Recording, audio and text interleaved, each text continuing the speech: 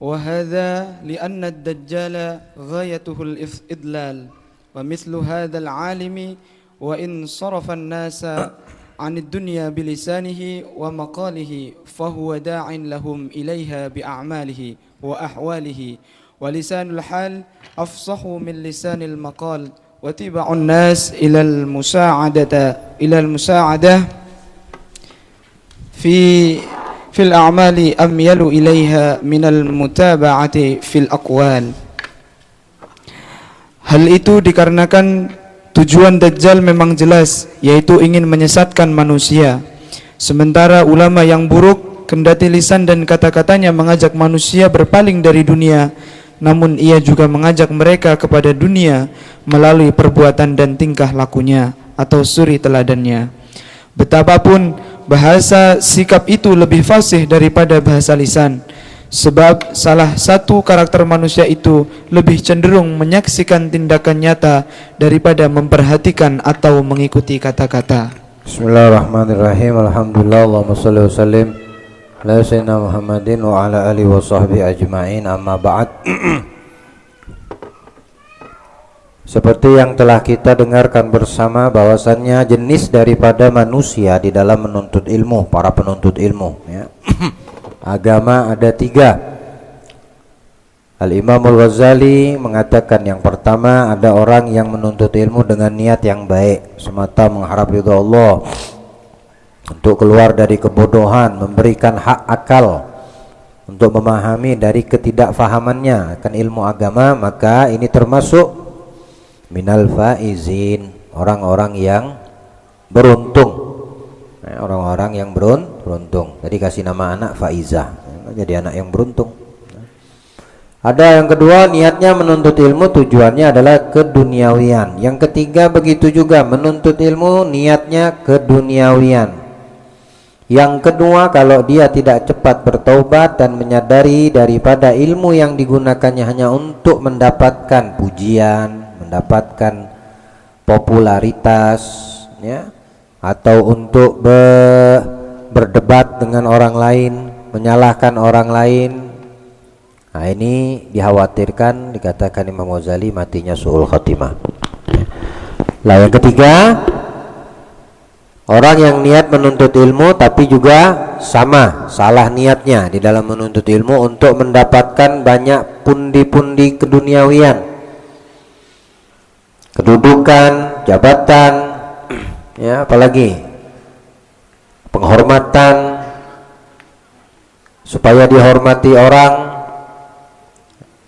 Zahirnya dia menuntut ilmu, zahirnya dia mengajak orang kepada ilmu, zahirnya dia mengajak orang kepada agama, tapi hatinya berbalik, bertolak. Inilah yang ketiga dikhawatirkan Nabi kita Muhammad sallallahu alaihi wasallam, lebih daripada kekhawatiran Nabi terhadap Dajjal, ya. Ulama yang buruk, ulama yang jelek, alim dengan gambaran ilmu yang banyak ada pada dirinya, akan tetapi dia dengan ilmunya tersebut mengajak manusia keluar daripada apa yang semestinya dituntunnya, yaitu perkara akhirat. Nah, ini ulama yang dikhawatirkan oleh Nabi kita Muhammad sallallahu rabbi wa salamuhu alaih.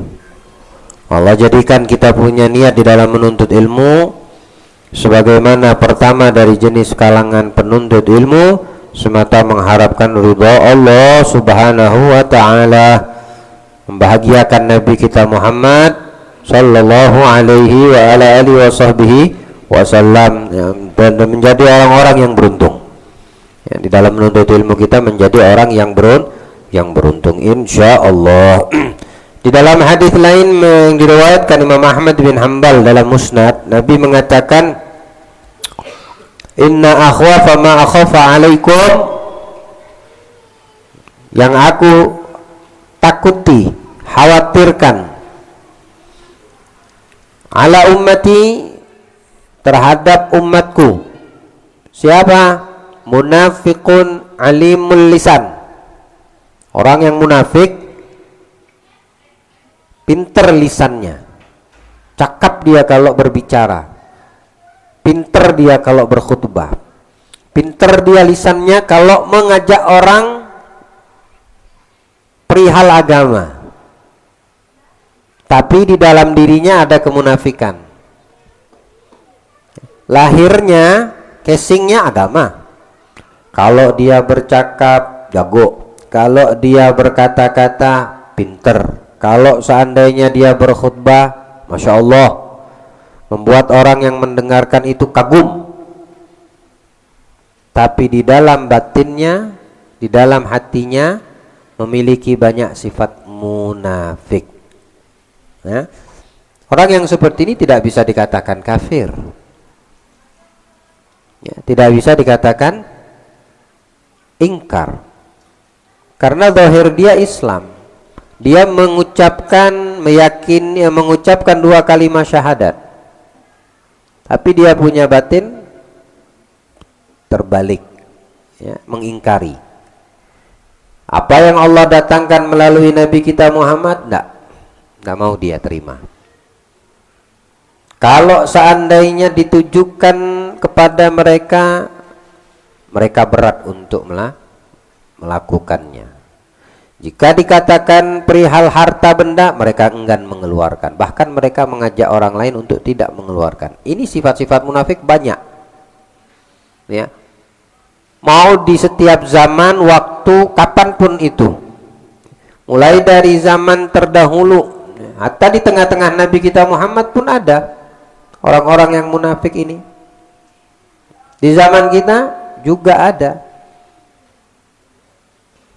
orang alim yang sifatnya menyerupai sifat orang munafik, walaupun dia pandai bercakap, walaupun lisannya itu pandai di dalam penyampaian ilmu agama, tapi kata Rasulullah di dalam hatinya ada sifat-sifat munafik. Juga yang paling aku khawatirkan dan kutakuti melebihi kekhawatiranku terhadap Dajjal. Ya, Dajjal itu udah jelas.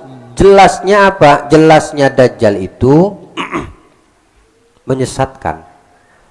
Tapi yang pinter ngomong agama, memiliki sifat munafik di dalam hatinya, orang tidak bisa menilai kecuali yang dinilai itu yang zahir, yang tampak, apa yang diucapkannya. Kenapa kurangin anak?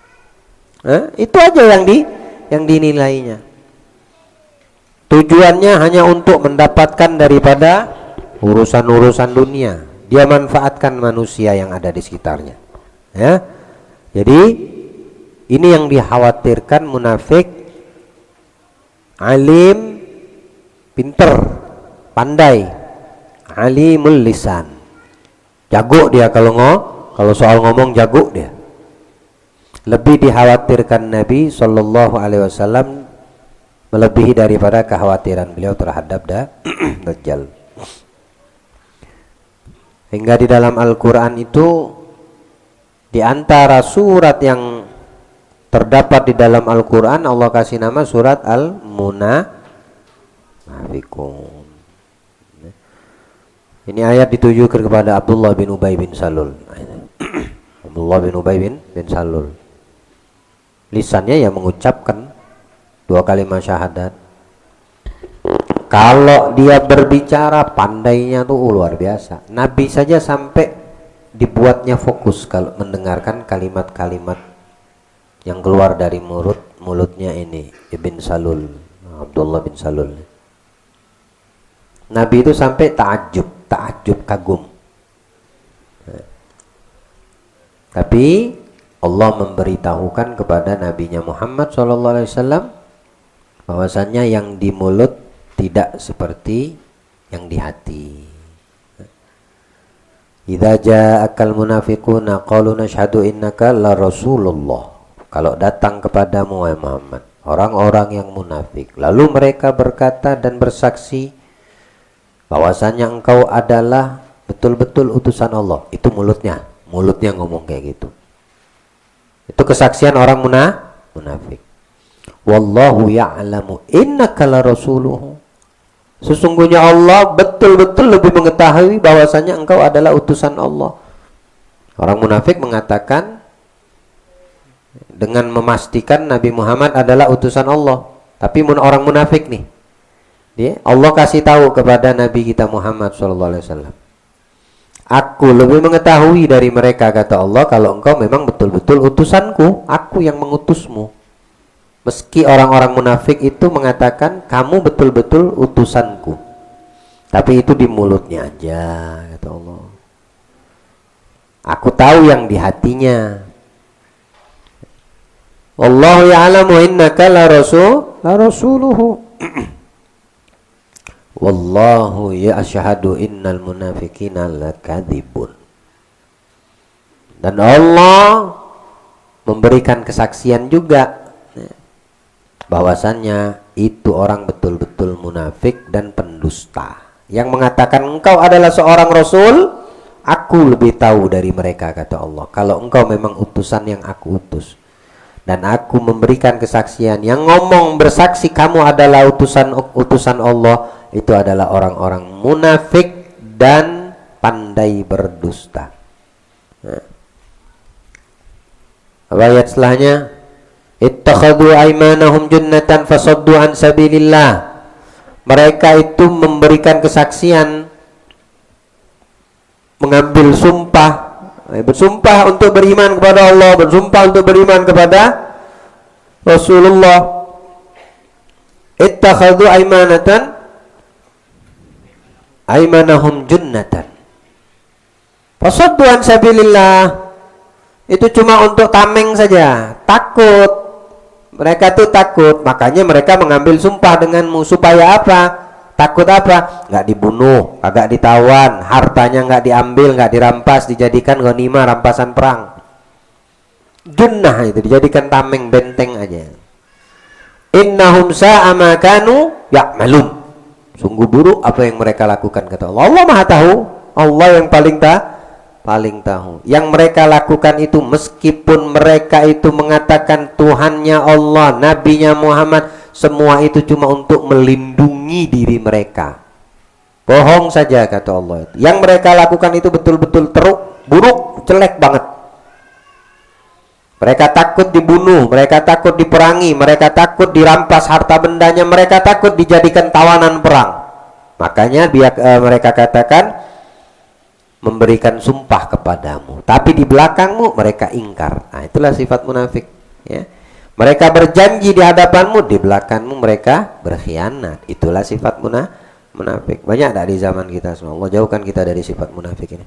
Banyak. Mau itu orang berilmu atau tidak berilmu, ya, tidak gampang untuk keluar daripada sifat munafik, kecuali Allah memberikan pertolongan kepada hamba tersebut. Mudah-mudahan Allah tolong kita, sehingga tidak ada di dalam benak kita, di hati kita, daripada sifat-sifat sebagaimana orang yang bertolak kepada Allah di dalam batinnya, bertolak kepada Nabi di dalam batinnya akan keimanannya, ya. Jadi orang munafik ini parah, lebih parah dari kafir. Kafir jelas-jelas tidak mau beriman. Kalau orang munafik, mulutnya mengatakan beriman, tapi batinnya balik, batinnya tidak mau beriman.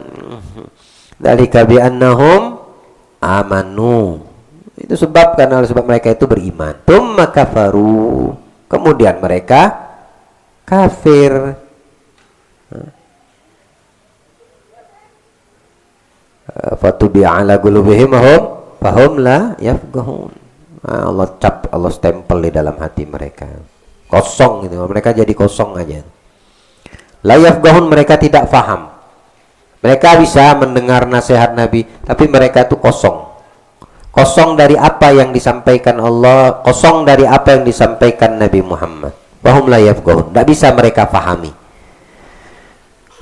Fa idza ra'aitahum tu'jibuka ajsamuhum wa yaqulu tasma' li qaulika wa in yaqulu tasma' li qaulihim ka'annahum khusyubun musannadah. Kalau kau mendapati mereka, memperhatikan mereka itu membuat kamu kagum terhadap jasmani mereka, tubuh mereka. Abdullah bin Ubay bin Salul ini orangnya gagah, ganteng, gagah, gede, besar badannya, keker. Ida gulunya tuh juga. Kalau dia ngomong, Nabi itu sampai didengerin, betul-betul didengerin sama Nabi. Ya. Nah itu dilihat, didapetin sama Allah. Diturunkan ini ayat. Engkau wahai Muhammad kalau melihat tubuh mereka itu kagum. Engkau wahai Muhammad kalau mendengarkan ucapan mereka orang-orang munafik kagum. Mendengarkan betul-betul Nabi itu mendengarkan seolah-olah yang menjadi masukan yang diperlukan. Yahsabuna kulla sayhatin, tapi kalau seandainya mereka diteriakkan kepada mereka ketakutan. Ya, pengecut sebetulnya orang-orang munafik tuh, kata Allah jelaskan kepada Nabi. Kalau setiap ada nasihat apapun yang ditujukan kepada umat Islam, kaum muslimin, mereka itu seolah ditujukan kepada mereka, susah untuk menerimanya, takut dia untuk menerima. Seperti apa dikumandangkan jihad fisabilillah, mana mau mereka? Kayak ditujukan kepada mereka. Semua teriakan itu ditujukan, diarahkan kayak tertuju kepada mereka orang munafik. Mereka tidak mau turun perang. Kalau disuruh untuk mengeluarkan harta, mereka tidak mau mengeluarkan harta benda mereka. Ketakutan. Orang pengecut. Begitu munafik, orang pengecut, kata Allah. Humul adu. Itulah musuh yang sebenarnya, kata Allah. Munafik nih. Fahdharhum. Hati-hati, kata Allah kepada Nabi. Qatalahumullahu anna yufakun. Semoga Allah binasakan mereka. Ya, semoga Allah membinasakan mereka. Apa ciri-cirinya lagi, kata Allah dalam Al-Quran? Wa idza tutla alaihim wa idza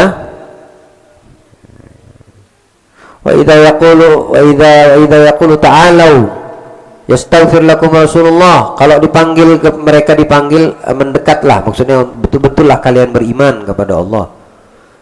Yastaghfir lakum Rasulullah, maka Rasulmu akan memohonkan ampunan untukmu. Kepada orang munafik ini, lawaw ru'usahum wa saddu an wa ra'aitahum yasudduna wa hum mustakbirun. Mereka berpaling kepalanya, matanya berpaling, melengos. Kau akan mendapati ketika mereka berpaling itu dalam keadaan menyombongkan diri. Apaan gitu namanya? Itu apa? Berpaling, berbalik. Seperti itu ciri-ciri orang munafik dijelaskan sama Allah Ta'ala. Kita lagi ayatnya. Sawa'un alaihim astaghfarta lahum am lam tastaghfir lahum la yaghfirallahu lahum. Sama saja, kata Allah, tidak ada bedanya. Mau kamu memintakan ampunan wahai Muhammad untuk mereka orang munafik, atau tidak kamu mintakan ampunan untuk mereka, Allah tidak akan mengampunkan mereka. Oh Allah. Jahatnya orang munafik ini. Hukumannya berat ini orang-orang yang di dalam hatinya ada sifat-sifat munafik. Pelajari, ketahui sifat-sifat munafik jangan ada pada diri kita. Ambil hikmah dan ibar pelajarannya. Ya. Kalau di zaman Nabi sudah ada banyak, apalagi di zaman kita sekarang. Apa tanda-tanda ciri-ciri orang munafik? Malas untuk ibadah, malas kalau diajak kebaikan, berat, itu tanda-tanda orang. Jangan ada sama kita. Ya. Kalau diajak untuk urusan agama, urusan akhirat, urusan khidmat, malas, itu ciri-ciri munafik. Tinggalkan, hilangkan, jangan ada pada diri kita. Kalau diminta hartanya untuk agama Allah, berat mengeluarkan, jangan. Itu ciri-ciri sifat orang di dalam hatinya ada nifak. Diajak untuk beriman betul-betul hingga Nabi memohonkan ampunan, mereka pun tidak mau, melengos kepalanya, berpaling dengan sombong. Hingga Allah katakan, ya Muhammad, kau minta ampunan atau kamu tidak minta ampunan, tidak bakal ku ampuni, kata Allah. Orang munafik nggak bakal dapat ampunan dari Allah. Ya, casingnya Muslim, casingnya 2 kalimat syahadat, casingnya Nabinya Muhammad, casingnya Islam, tapi di dalam hatinya menumpuk sifat-sifat munafik. Ini orang kalau minta ampun tidak diampunkan sama Allah. Kalau minta maaf nggak dimaafin sama Allah. Kalau ada itu pada hati kita, pada jiwa kita, keluarkan, jauhkan, hapus, hilangkan, buang jauh-jauh. Apapun itu sifatnya munafik, Cari tahu, buka ente punya HP itu, ciri-ciri orang munafik itu apa, lihat situ. Tanyakan pada diri kita, ada enggak di benakku ciri-ciri ini, sifat munafik nih? Kalau ada, berusahalah minta bantuan dari Allah, kepada Allah, minta pertolongan kepada Allah Subhanahu wa taala agar dihapuskan ini ciri-ciri munafik. Bahkan untuk dalam sisi harta pun mereka mengatakan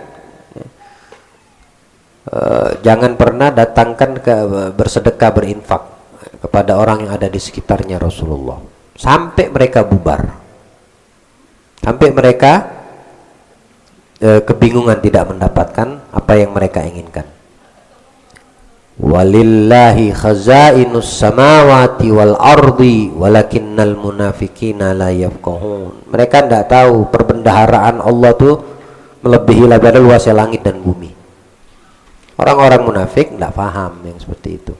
Dikiranya Nabi kita Muhammad butuh kepada hartanya, yang ngasih harta mereka Allah. Perbendaharaan milik Allah, kekayaan hanya milik Allah. Walaupun mereka menghalangi untuk tidak mengeluarkan kaum muslimin apa yang diperlukan dari harta benda mereka saat Nabi memintanya untuk di jalan Allah, orang munafik berbisik mengatakan kepada yang lain, jangan keluarkan sampai Muhammad atau orang-orang yang bersama Muhammad yang faddu, berpaling, pergi. Artinya balik dengan tangan kosong. Dia tidak tahu Allah memiliki perbendaharaan yang ada di langit, yang ada di bumi. Ala kulli hal, itu yang paling diantara yang paling ditakuti diantara apa yang menjadi kekhawatiran Nabi, orang yang pintar lisannya, mulutnya, tapi di dalam hatinya memiliki sifat nifak. Allah jauhkan kita dari sifat nifak, insyaallah. Allah bersihkan dari hati kita kalau ada sifat kemunafikan. Dan Allah jadikan iman kita betul-betul sempurna, beriman kepada Allah dan Nabi, sempurna terhadap iman kita kepada semua yang wajib kita untuk imani dan kita yakini. Amin. Allahumma amin. Wa hadza li anna ad-dajjal ghayatul idlal. Tujuan Dajjal itu sudah jelas, yaitu ingin menyesatkan manusia. Wa mithlu hadzal alim wa in sarafa an-nas anid dunya bilisani mamagalihi fa huwa da'in lahum ilaiha bi amali wa ahwali wa lisanil hal. Ilaiha bi amalihi wa ahwalihi. Tapi orang alim yang tujuannya dunia, ulama su yang ditakutkan Nabi kita Muhammad, mereka juga mengajak umat manusia dalam urusan agama, tapi tujuannya dunia. Pada hakikatnya mereka itu memalingkan yang diajaknya itu dari Allah. Mereka itu pada hakikatnya ulama su ini memalingkan pengikutnya dari Allah. Cuma pengikutnya tidak ada lagi memahami. Sudah enggak ini lagi. Kenapa? Karena sudah simpati sama dia, sudah kuat hubungannya, sudah ta'assub, cinta banget sama ulama su ini, hingga apa yang dilakukan oleh ulama su tersebut dia tidak menyadari bahwasanya ini yang diajak bukan untuk diajak kepada Allah, melainkan untuk mendapatkan dunia. Itu yang dikhawatirkan Nabi, ulama su.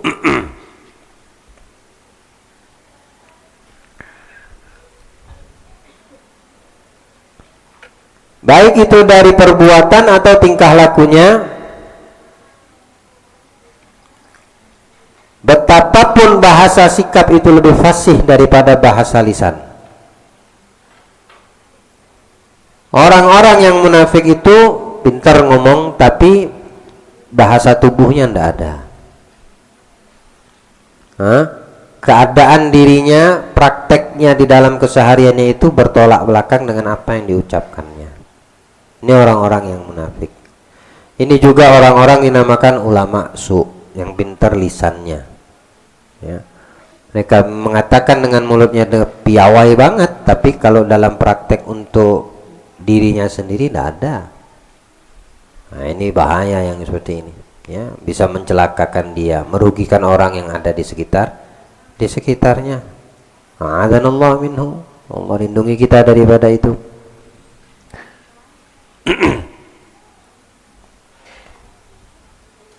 Salah satu karakter manusia itu lebih cenderung menyaksikan tindakan nyata daripada memperhatikan atau mengikuti kata-kata. Jadi kita itu kalau melihat seseorang itu betul atau tidak, ya, pantas atau tidak untuk kita jadikan dia panutan, lihat bagaimana prakteknya, amaliyanya, bukan kata-katanya. Karena kita ini cenderung kepada melihat perilaku, bukan kata-kata. Adapun kata-kata itu ada kalanya masuk keluar telinga saja, tapi perilaku itu lebih membekas ketika kita melihat. Ini orang alim perilakunya begini, itu lebih membekas daripada apa yang diucapkannya dari kata-kata dan sampai ke telinga kita. Tamam. Jadi lihat perilakunya bagaimana. Kalau seandainya perilakunya tidak sesuai dengan apa yang dikatakannya, maka harus cepat-cepat kembali ulama yang seperti ini, orang alim yang seperti ini. Ya, harus segera dia bertobat kepada Allah karena kekhawatiran jika ajal terlebih dahulu mendahuluinya, maka dia mati dalam keadaan su'ul khotimah waliyadzubillah. Allah akhirkan usia kita husnul khotimah.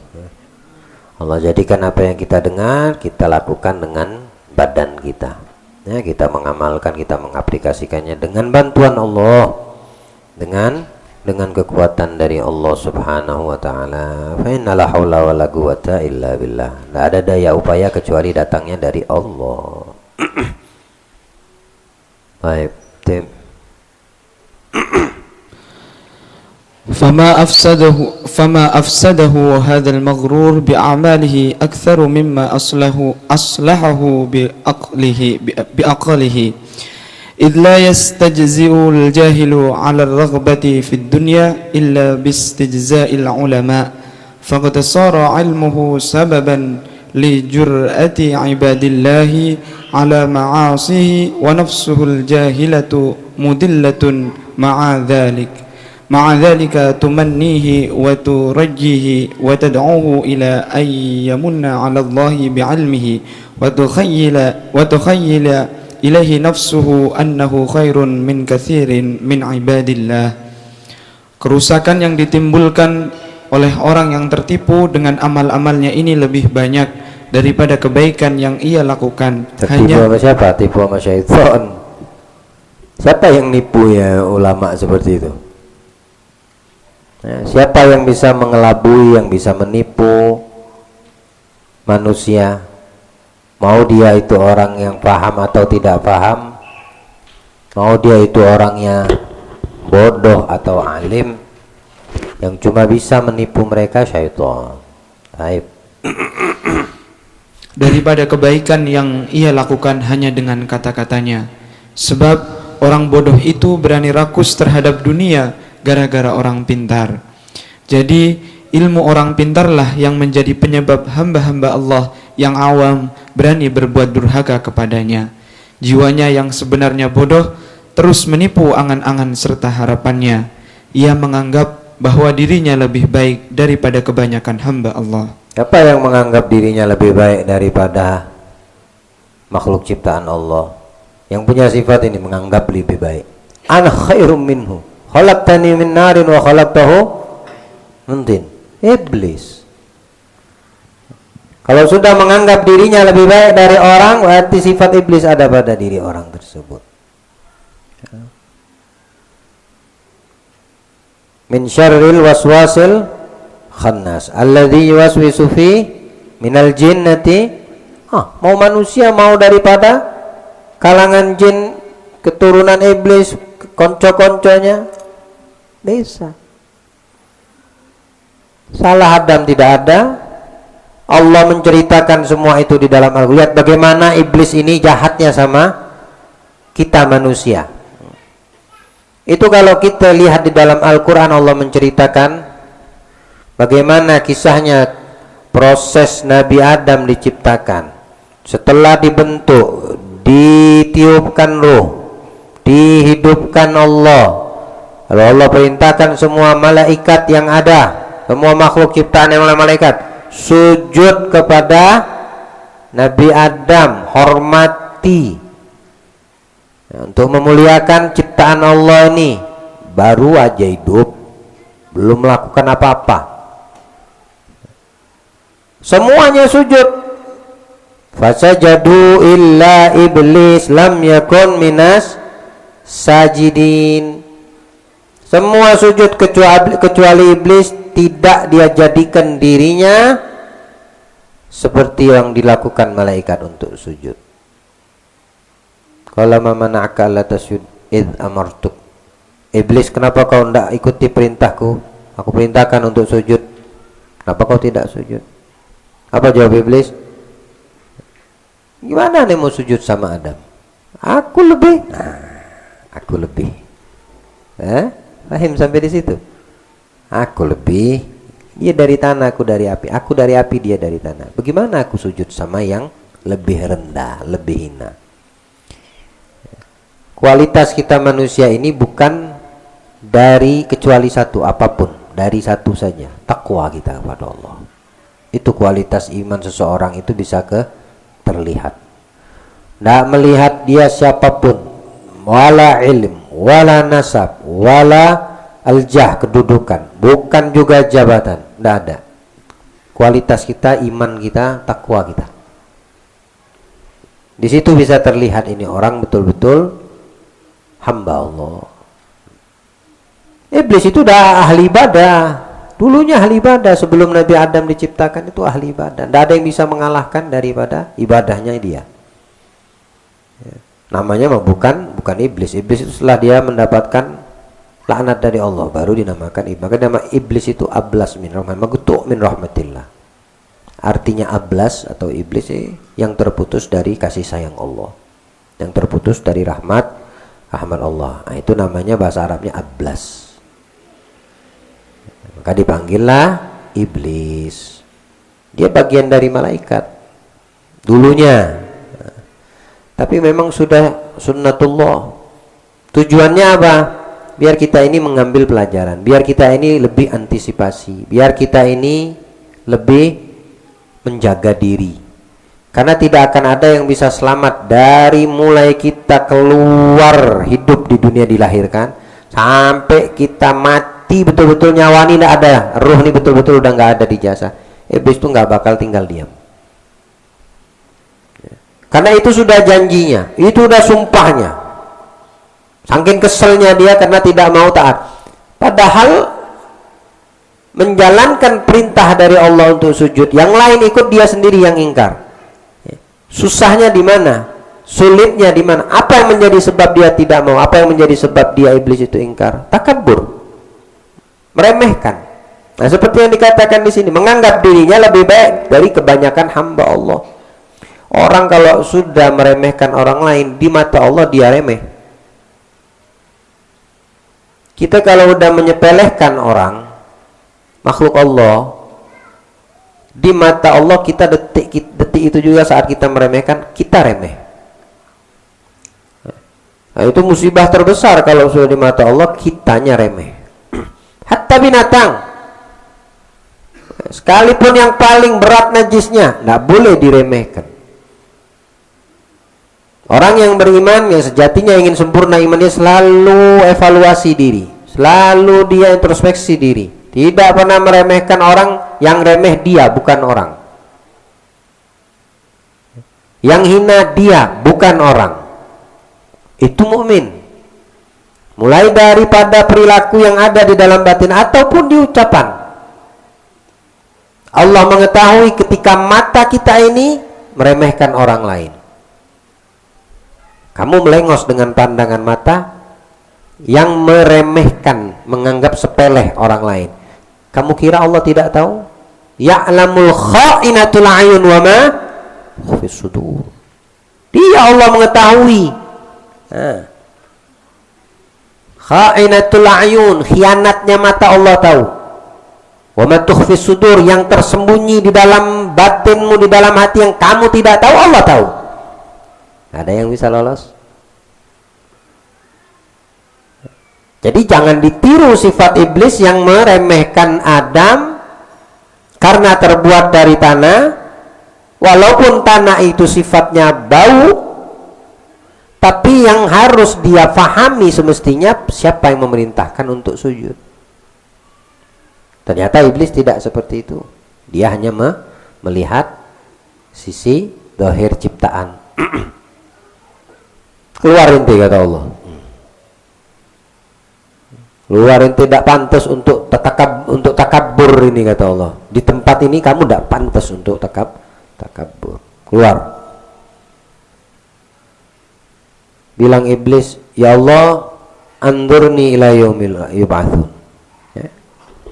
Qala andurni ila yaumil yub'atsun. Kasih aku penangguhan, kasih aku kesempatan, kasih aku waktu sampai kapan? Sampai hari dibangkitkan manusia. Wajib.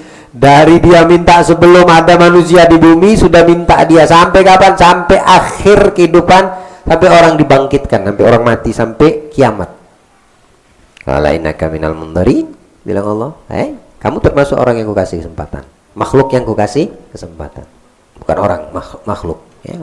Kalau orang yang kita maksudnya kita pahami manusia. Kamu termasuk makhluk yang kukasih kesempatan. Qala, lalu berkata ini iblis kepada Allah. Qala, apa ayatnya? Qala la'agwaitani la'aqudanna lahum siratakal mustaqim. Qala fabima aghwaytani. Iblis ngomong sama Allah, ya Allah, karena sebab engkau telah menyesatkan. Subhanallah. Lihat bahasa dia punya, bahasa kalimatnya iblis ditujukan kepada Allah. Qala fabima aghwaytani, ya Allah, karena engkau telah menyesatkanku. Emang Allah menyesatkan? Jangan tertipu dengan kalimat ini. Berapa banyak kita tertipu dengan kalimat yang digunakan, yang dibisikkan iblis ke dalam telinga dan hati manusia.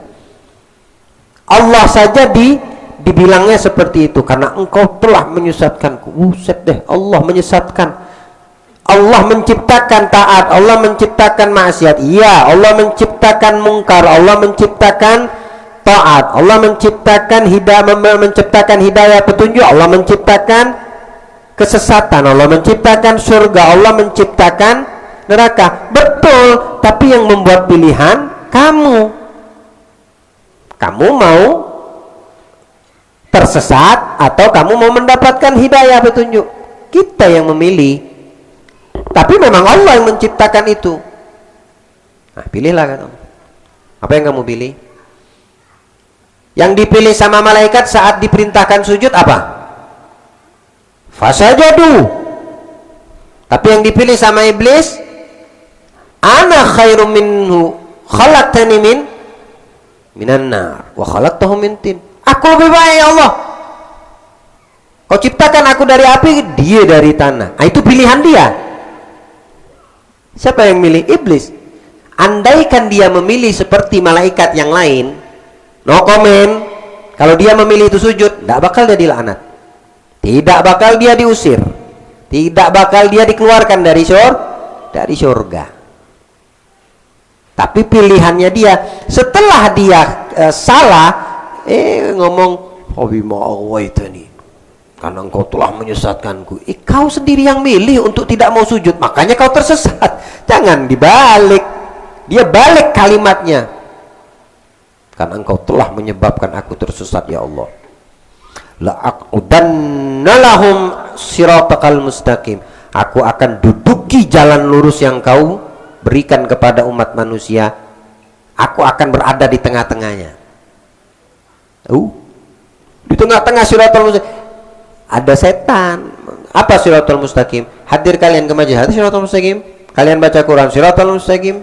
Jalan lurus tuh kalian mendirikan sholat sendirimu, lebih bagus kalau berjamaah. Siratal mustaqim. Takra'ul Quran, siratal mustaqim. Silaturahim, siratal mustaqim. Ya. Itu semua siratal mustaqim. Tapi jangan lupa apa yang dibilang sama iblis, la aqudanna lahum siratal mustaqim. Aku duduki di tengah-tengah siratal mustaqim. Ya, di jalan lurus kau berikan kepada anak-anak cucu Adam keturunan, ku duduk itu, ku halangi dia. Jadi dia nggak mau tinggal diam. La'atiyannahum min baini aydihim, akan aku datangi mereka. Betul dalam ilmu tafsir ada kalimat di situ menunjukkan makna pemastian. Tsumma la'atiyannahum, la taukid, nun taukid, artinya itu iblis betul-betul pasti akan menghalangi kita manusia yang menuju jalan lurus yang sudah Allah bukakan. Iman, takwa, ta'ah, ibadah, itu jalan lurus semua tuh. La'aqudanna ala siratalahum ala siratal mustaqim. Kududui thumma la'atiyannahum, aku datangi mereka, kata iblis. Oh, lihat. Paham enggak? Dijelaskan dulu sama Allah. Allah kasih tahu rahasia dia. Manusia, anak cucu Adam. Nina, iblis ini sudah ngomong sama aku jauh sebelum kamu ada. Nah, sekarang aku kasihkan rencananya si iblis tadi di dalam Al-Quran yang kuturunkan kepada Nabiku Muhammad utusan. Kalian tuh baca, mesti kau pahami dong, kata Allah, bahwasannya ini syaitan akan pasti betul-betul sungguh-sungguh mendatangi kamu min baini aidihim wa min khalfihim, dari belakang, wa an aimanihim, dari samping kanan, wa an syama'ilihim, dari samping kiri. Kalau dari atas tidak disebutkan di itu ayat. Kenapa? Karena tempat turunnya rahmat Allah dari atas. Maka Allah tidak memberikan jatah dia untuk bisa dari atas. Depan iya, belakang iya, kanan iya, kiri iya. Katakan Imam Tabari dalam menafsirkan ayat, dari depan apa? Diganggu kamu daripada keimanan, dibuat ragu imanmu terhadap jalan yang kau tempuh, jalan yang lurus ini. Dia akan datangi kamu dari depan dan mengganggu sehingga kamu punya iman goyah. Dari belakang kamu diperlihatkan dunia itu diperhias, dicantikkan sama iblis tadi. Ketika kamu melihat, dia goda dari belakang, dia bisikin kamu dari belakang, dunia yang hina, yang sepele itu dibuatnya indah bagi kita. Dan tidak heran orang berebut-rebut dunia, rebut-rebut urusan harta, ya, rebut-rebut urusan wanita. Tidak usah heran, kan udah dibisikin sama iblis, kena dia. Padahal dia berada di jalan yang lurus sudah. Dari sebelah kanan dibuatnya kamu abu-abu, remeng-remeng untuk melakukan amal taat. Aslan, males. Dibuatnya jangan sampai kamu melakukan perbuatan ma'ruf, ketaatan. Kalau datangnya iblis dari sisi akhirnya berat kamu untuk melakukan perbuatan taat. Akhirnya berat kamu untuk baca Al-Quran. Akhirnya berat kamu untuk memahami apa ini ayat Al-Quran. Akhirnya berat kita untuk mengamalkan apa yang mesti kita lakukan dan hindar apa yang harus kita hindari. Berat karena si iblis ini dari sisi kanan. Kalau dari sisi kiri dimudahkan kamu dengan iming-imingan bisiknya untuk melakukan maksiat. Lu janjinya dia. Sudah janji syaitan menjelaskan kepada Allah, manusianya belum diciptakan, apalagi kita. Tapi sudah dikasih tahu Allah dengan diutusnya Nabi Muhammad. Ini loh yang direncanakan syaitan. Ini nah rencananya. Ini loh visi-misinya iblis. Ya, pahami kata Allah. Kalian baca Quran, pahami. Itu maksudnya Allah menurunkan supaya kita selamat. Senantiasa kita berada di jalan yang lurus. Allah berikan kita pemahaman insya Allah. Ya, Allah berikan kita pemahaman. Ya, dan apa yang kita dengarkan dari Al-Quran masuk ke dalam hati kita, bahwasanya iblis sudah punya rencana dan rencananya dibongkar habis sama Allah, tinggal kita memahami. Ingat, setiap jalan lurus kebaikan, ketaatan yang ingin dilakukan, mesti ada yang mengintaimu dan akan menggagalkan. Mesti. Dari 4 penjuru. Depan, belakang, kanan, kiri. Siapa yang mengganggu? Iblis. Harus ingat, karena itu sudah ada di dalam Al-Quran. Dan rahasianya sudah dibongkar Allah di dalam melalui Al-Quran yang diturunkan Allah.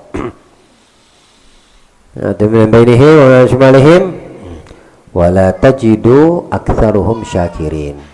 Dibilang kamu ya Allah, kau tidak akan mendapatkan kebanyakan daripada mereka manusia itu pandai bersyukur, ngerti arti syukur. Dan memang betul. Dia itu ragu untuk melakukan, tapi dia si iblis ini melihat kenyataan yang diragukannya. Berhasil ndak aku ya mengganggu anak manusia ini, anak cucu Adam ini. Tapi ternyata keraguannya itu menghasilkan keyakinan si iblis. Makanya banyak di antara kita ini tidak paham bersyukur. Dikasih sesuatu yang kita suka, tidak juga kita ingat sama Allah mensyukurinya. Dikasih cobaan, tidak juga kita pandai mensyukuri meskipun itu cobaan. Terhadap godok dan godor, banyak orang tidak bersyukur. Diuji sama Allah dengan sakit, tidak pandai bersyukur. Diuji Allah dengan rumah tangga, tidak pandai dia bersyukur. Wala tajidu aktsaruhum syakirin. Ya Allah, kau bakal dapatkan manusia itu sedikit yang bersyukur. Bukan berarti tidak ada, banyaknya yang tidak bersyukur. Banyaknya tidak bersyukur. Apa ayat setelahnya itu? Surat apa itu? Al-Imran, Al-A'raf ya, surat Al-A'raf.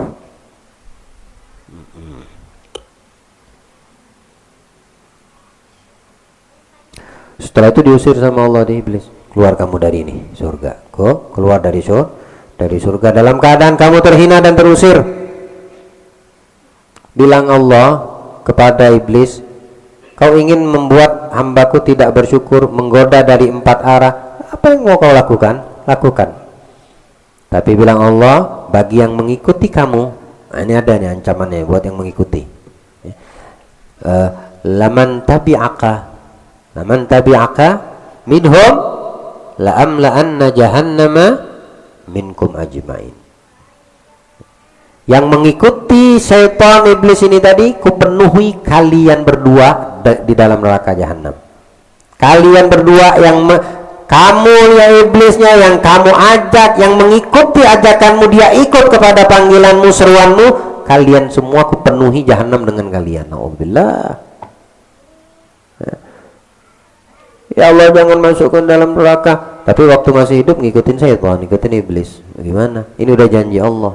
Laman tabi'aka la'amla'anna jahannama minkum ajma'in. Laman tabi'aka, siapapun kata Allah. Siapapun, kalimat mutlak tanpa pengecualian. Siapapun dari kalangan manusia, saya, kamu, kalau ngikutin iblis, mengikuti apa yang diinikan dari 4 arah, kamu digodanya, kamu dibisikinya, kamu dengarkan, kamu ikuti, kamu taati, la'amla'anna jahannama minkum ajma'in, kupenuhi neraka itu kalian semua yang mengikuti itu iblis di neraka jahanam. Allah ajirna minan nar, Allahumma ajirna minan nar, Allahumma ajirna minan nar. Jangan sampai neraka itu penuh dengan, dan termasuk insya Allah tidak ada di antara kita. Ya, kalau tidak maunya pastikan kita masuk surga. Dilawan. Syaitan iblis berbisik dari 4 penjuru, arah depan, belakang, kanan, kiri. Jangan didengar, apalagi ditaatin. Jangan didengar. Jangan didengar. Ya.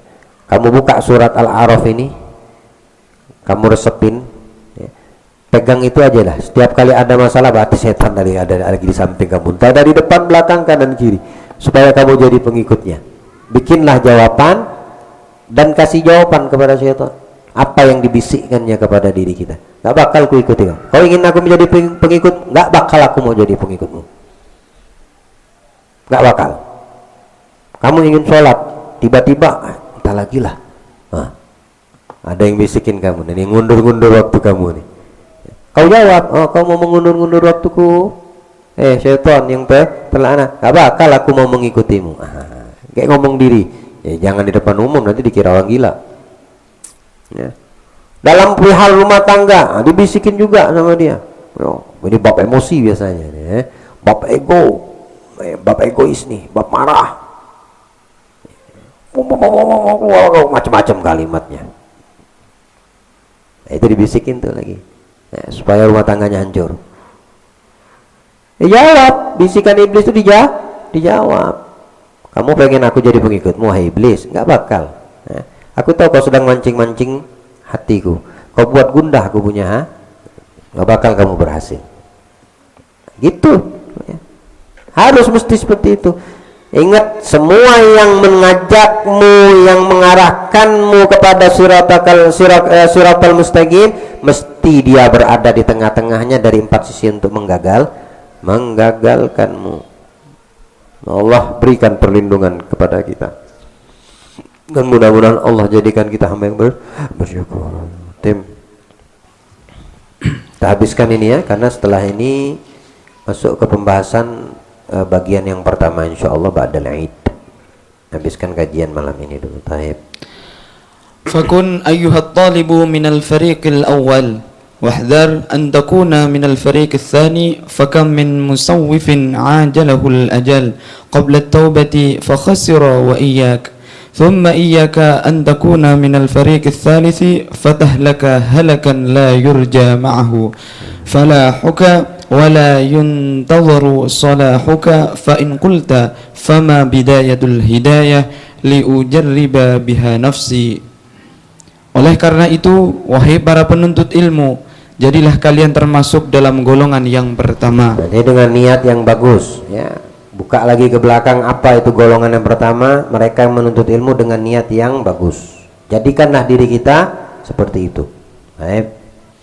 Jangan sampai kalian termasuk dalam golongan yang kedua, sebab banyak orang yang keburu meninggal dunia sebelum sempat bertaubat. Akibatnya ia sangat merugi. Merugi artinya binasa, celaka. Dia celaka karena walaupun gambarannya menuntut ilmu agama, tapi ada yang tidak betul dari niatnya. Itu dimasukkan kategori golongan kedua. Nah, kalau terlambat dia bertaubat, dia merugi. Ya, keburu mati belum sempat taubat. Baik. Akibatnya ia sangat merugi. Dan jangan sekali-kali kalian termasuk ke dalam golongan yang ketiga, karena kalian pasti akan mengalami kehancuran. Hancuran kalau sudah golong ketiga, ini yang ditakutkan lebih dari Dajjal tadi. Nah, hancuran nggak ada selamat, udah. Nggak ada keselamatan sama sekali udah. Yang ketiga nih. Ini orang berilmu ya, masih pembahasan bagi seorang berilmu yang paham agama, ulama su, tapi dia ulama su, hancur habis, keping-keping habis dia. Tapi kalau dia bukan masuk ke dalam kategori ulama su, pahami kalimat ulama di sini tidak bukan pada umumnya yang kita pahami, khususnya mereka yang tabahur, luas ilmu agama dan pemahamannya. Tapi kita sendiri secara pribadi, kamu harus jadi ulama untuk dirimu. Kamu harus menjadi ulama untuk dirimu. Alim dalam perkara yang tidak kamu fahami. Bagaimana cara tuntunannya? Sudah kita jelaskan di pertemuan yang sebelumnya. Mau keluar dari kebodohan, belajar. Gak mau tidak faham, bertanya. Sudah belajar, faham, amalkan. Itu sudah kita lewatin tuh. Berarti kamu sudah alim dirimu, baru kamu ke orang lain. Dalam Al-Quran juga Allah berfirman, ku anfusakum, jaga kamu punya diri. Baru setelahnya ahlukum, keluargamu.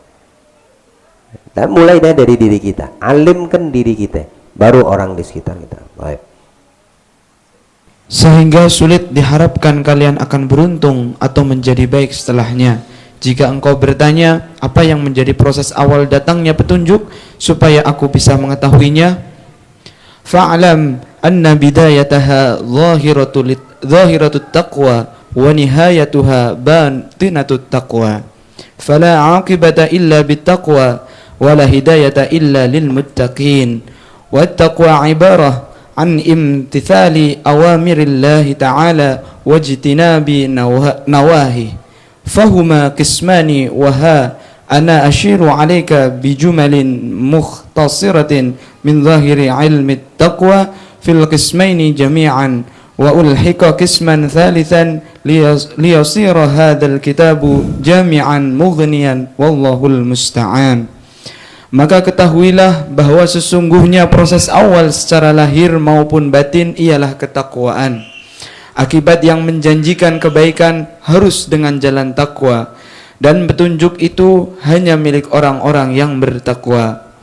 Arti takwa ialah mengikuti perintah-perintah Allah Subhanahu wa taala dan menjauhi larangan-larangannya. Dan hal itu terbagi menjadi dua bagian. Kita menjadi ingin mendapat orang-orang yang mendapatkan petunjuk hidayah, permulaannya bagaimana? Hah? Kita pengen tahu proses awal datangnya petunjuk dari Allah. Bagaimana permulaan yang akan kamu dapatkan? Takwa. Ya, permulaannya itu dimulai dengan ketakwaan, takut sama Allah. Petunjuk akan diberikan oleh Allah kepada orang yang bertakwa. Hidayah, ini kan nama kitabnya Bidayatul Hidayah. Permulaan untuk mendapatkan hidayah. Bagaimana? Takwa.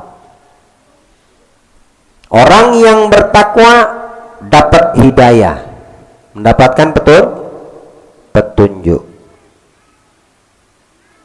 Ada yang, karena semuanya kuncinya di takwa.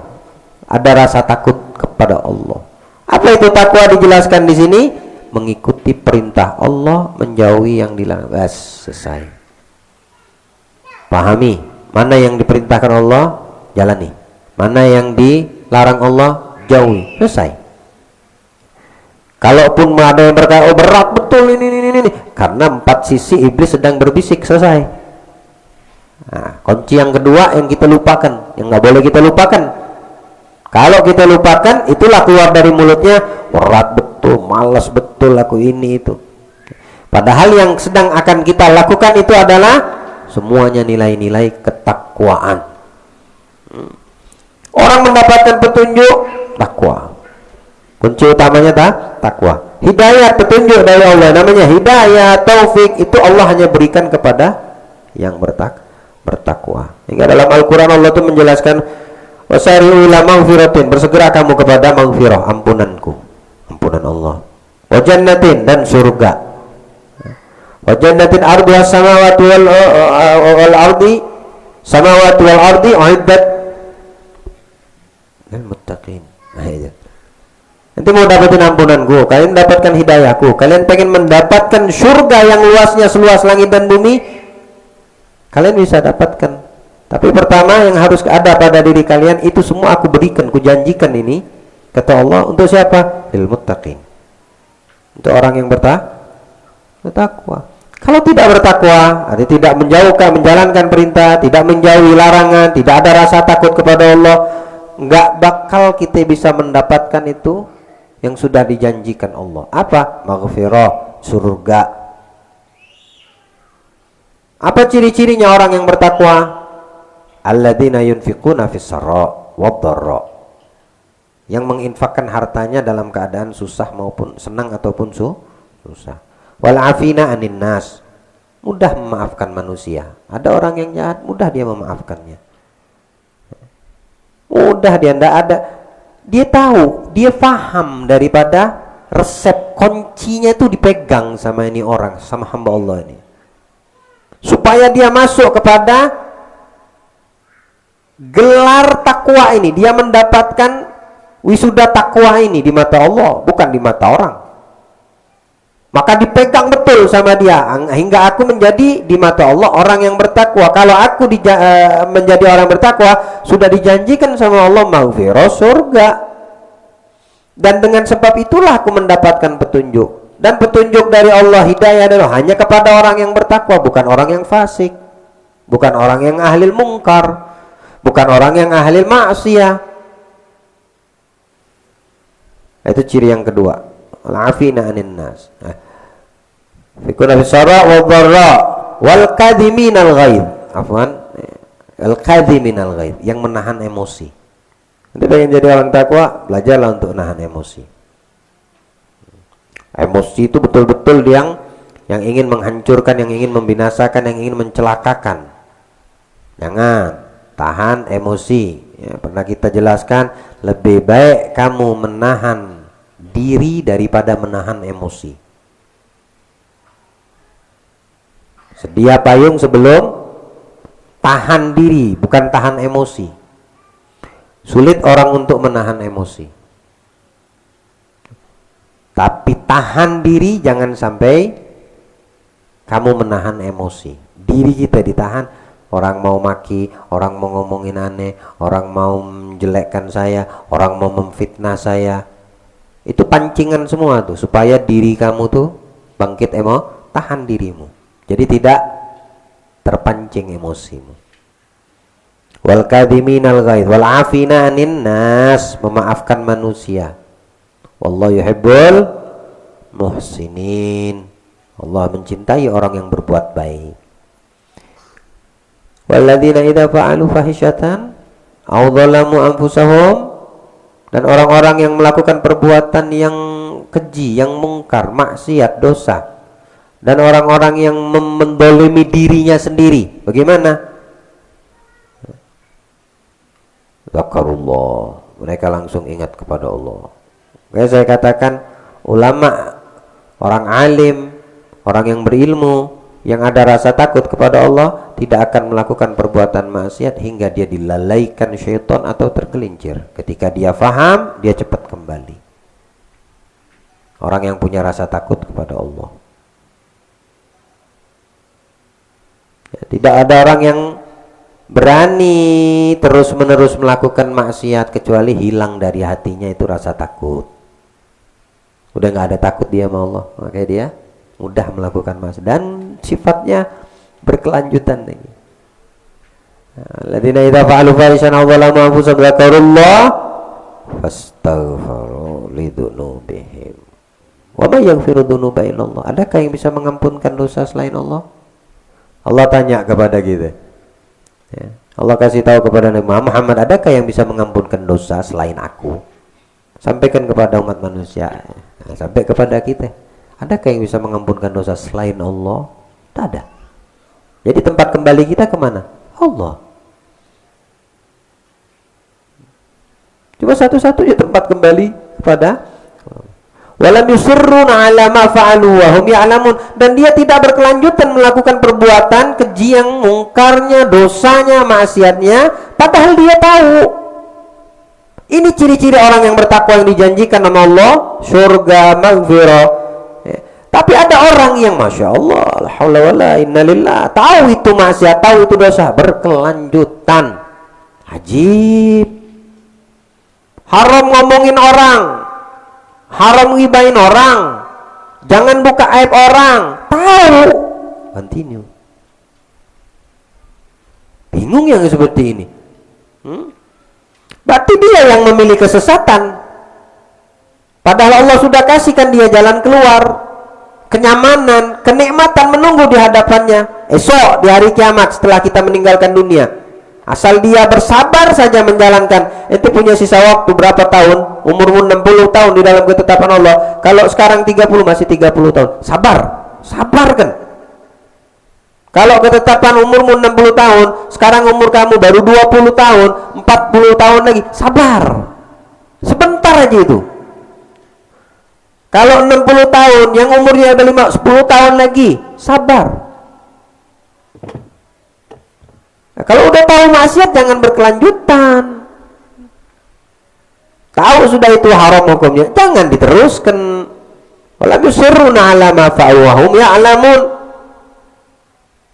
Dia berlanjut, udah tahu dosa, la ilaha illallah.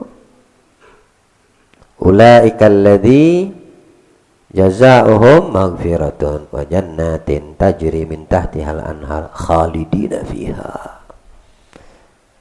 Kalau udah dapat titel gelar takwa dari Allah, dia orang yang berinfak susah ataupun sempit, dia orang yang menahan marah, dia orang yang memaafkan, dia orang yang kalau berbuat maksiat langsung cepat kembali kepada Allah.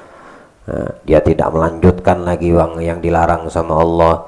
Ulaika, itulah mereka kata Allah. Ulaika alladzina, apa ayatnya? Ulaika ya Allah. Apa ayatnya? Allah, la ilaha illallah.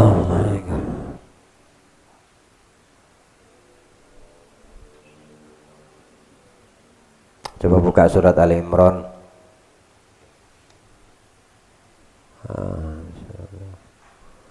Buka surat Ali Imran, coba ayat 133. Ali Imran 133 ke atas 164. Ulaika jazaohum, ulaika, ulangi, ulaika jazaohum maghfiratun mir rabbihim. Nah, ini balasan ganjaran untuk mereka ini apa?